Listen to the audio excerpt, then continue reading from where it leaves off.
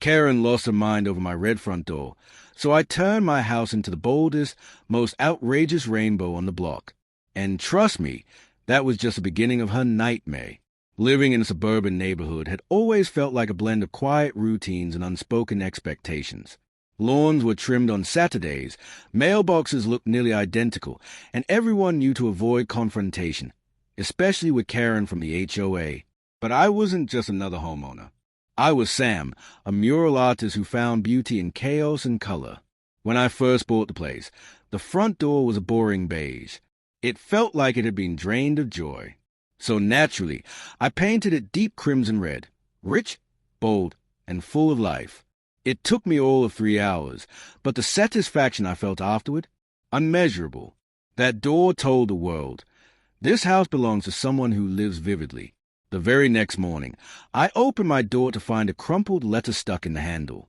A formal notice from the HOA citing a violation of aesthetic standards signed by none other than Karen Winters, president of the HOA and unofficial dictator of Maplewood Lane. I chuckled. A warning over a door color? Seriously? Ignoring it, I went on with my life. But Karen didn't. The letters kept coming. Then came the knocks. One day, she showed up in person, clipboard in hand, with a perfectly combed short bob and a smile that was anything but kind. This isn't a carnival, Mr. Blake. This is a community. And this is a front door, I replied. She glared at me like I had kicked her Pomeranian. We'll see what the board says about this. The so-called board was just 3 other retired neighbors who did whatever Karen wanted. Within a week, I was fined $200. That's when I decided to escalate.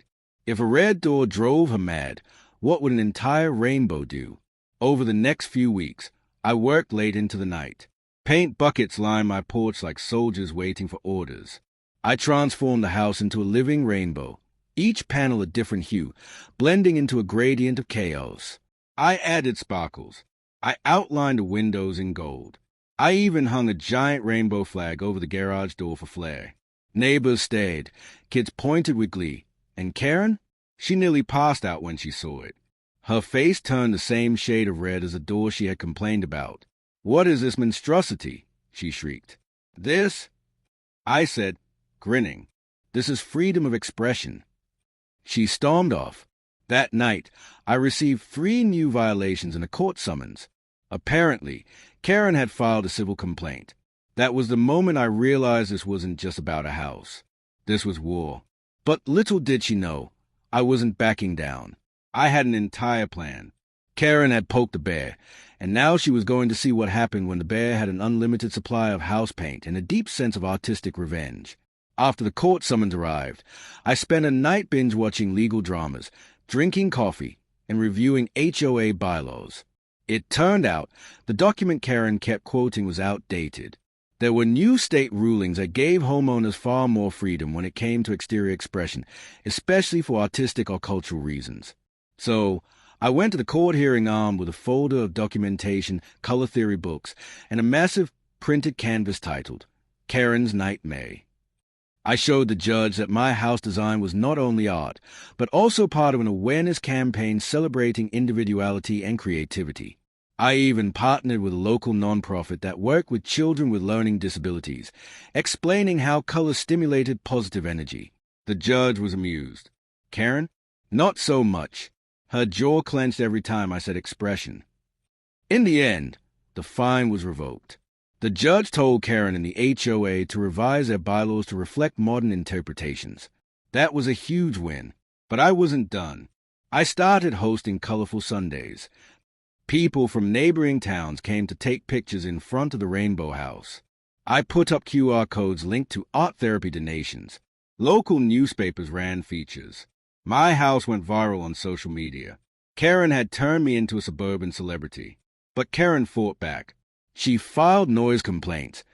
Every time a kid laughed too loudly on my sidewalk, she claimed the colors gave her migraines and tried to get a medical restriction enforced.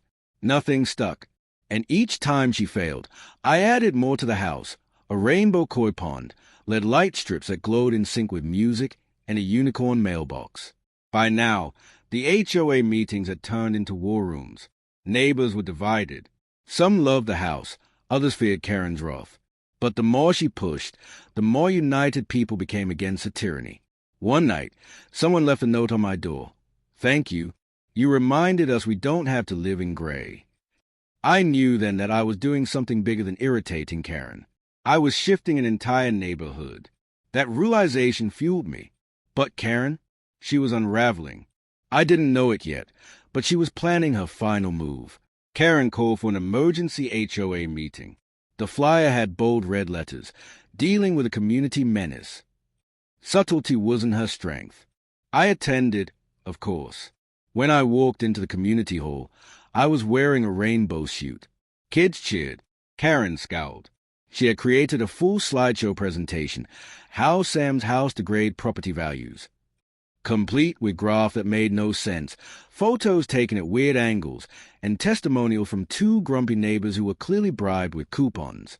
When it was my turn to speak, I didn't say much. I played a short video, clips of kids laughing, visitors donating to local charities, and my house featured on Good Morning America. When it ended, I simply said, "This isn't about property values. It's about value. What kind of community do we want to be?" There was silence, then applause. Karen's face fell.